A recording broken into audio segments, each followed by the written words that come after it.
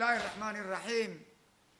الحمد لله رب العالمين، الصلاة والسلام على رسول الله صلوات الله وسلامه عليه وعلى آله وصحبه أجمعين. وبعد، عندما حوق قلب سيدي جيبوتي guud ahaan iyo gaar ahaanba waxaan maanta halkan kala hadlayay inaan ka salaamo halkan markii ugu horeysay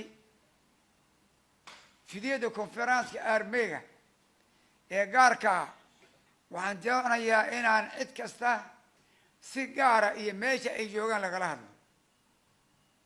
ka noorka jooga halkuu jooga lagala hadlo, ka dumeero jooga halkaa lagala hadlo, ka casegeela jooga halkaa lagala hadlo, ka dajooro jooga halkaa lagala hadlo, ka muxuu ahaa qalab jooga halkaa lagala hadlo, ka dikhil jooga halkaa lagala hadlo, ka cali sabiix jooga halkaa lagala hadlo.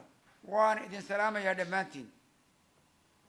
waxaan idinku salaamayaa sanadka cusub ee islaamka oo aan ku jirna maalintiisii tobnaad, oo maalintu ay tahay maalin taariikh gala. waa maalintii tobnaad ee bisha muxaram, maanta oo la yidhaaho yowm alcashuura. yowm alcashuura ayaan maanta joognaa, oo soon sunno oo fiican ay soomaan dadka islaamka. ciddii soomi karaysa ay soomeen, ciddii aan soomi karayna ay idagu dib u dhigteen.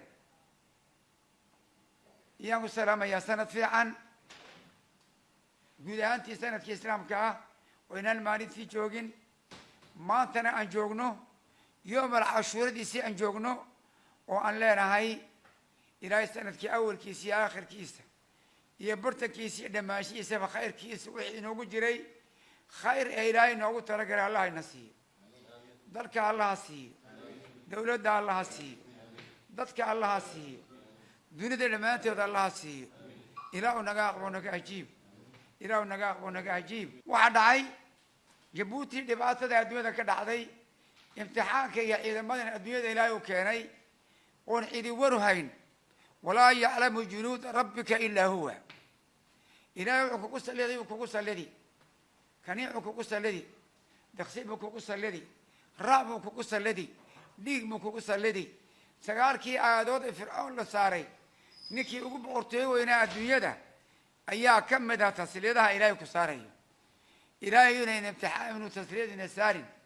xanuunkan adduunyada yimidayna sidii dawladdu ay garatay oo la yidhi ha laga hortago arrinta, oo caalamka oo dhan uu soo eeganaya ha laga hortago. ka hortagaasi wuxuu noqday faa'iido. tanna maanta halkan kaga hadlayno oo kale ay noqotay taas.